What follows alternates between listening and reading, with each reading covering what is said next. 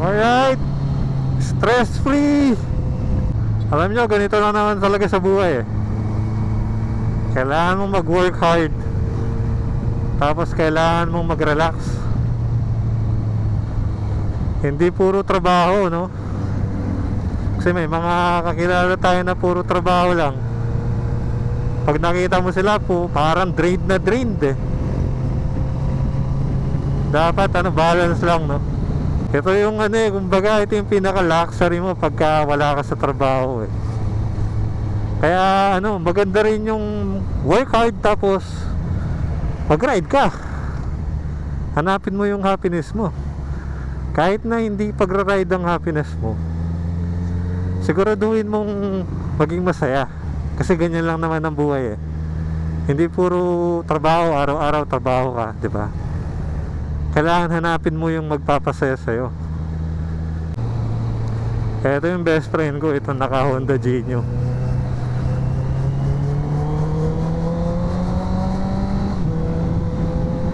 Sasamahan ko siya sa dating eskwelahan niya.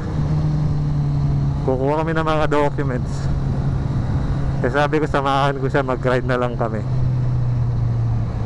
Para naman makalabas tayo.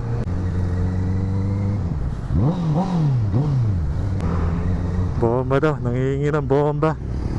Naku, marami pa namang bomba dito sa Florida.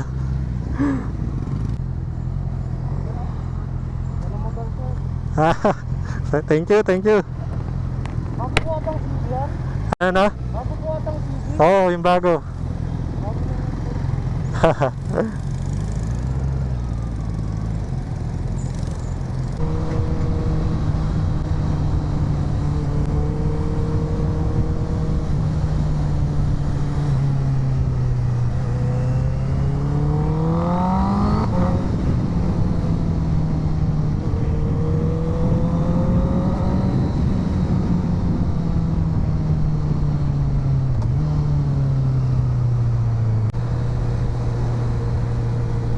Hello. Hello. Ang cute na bata oh. Bye bye.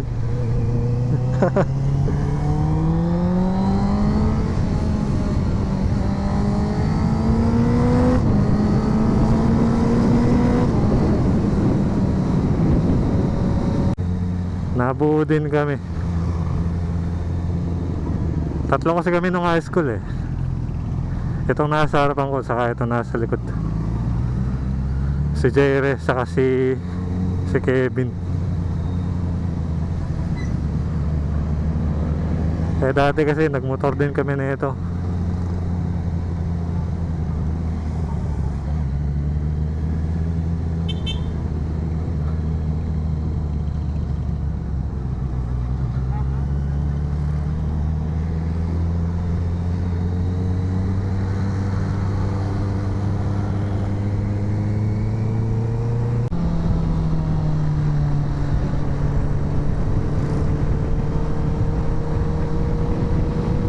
Grabe ang bilis magpatakbo na ito.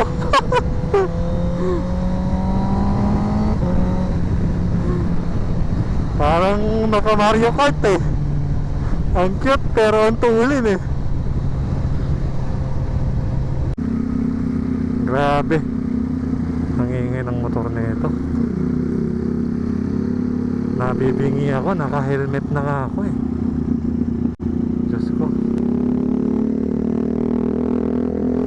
Tenga ng mga tao.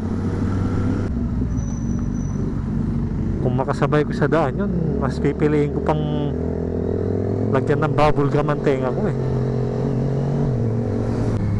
Salamat sa inyo mga brothers. Nung high school, nung walang wala ako kayo yung kadamay ko.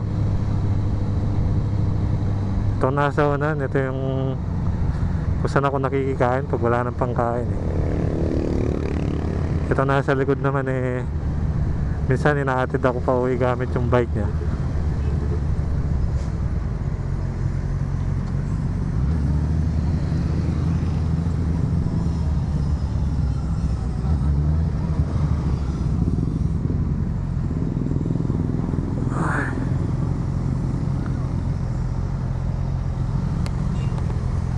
O, next time naman ulit. Ha? Next time naman ulit. Next time. Brother, ingat ha. Oh. Magaling sa... Salamat sa inyo, Brads.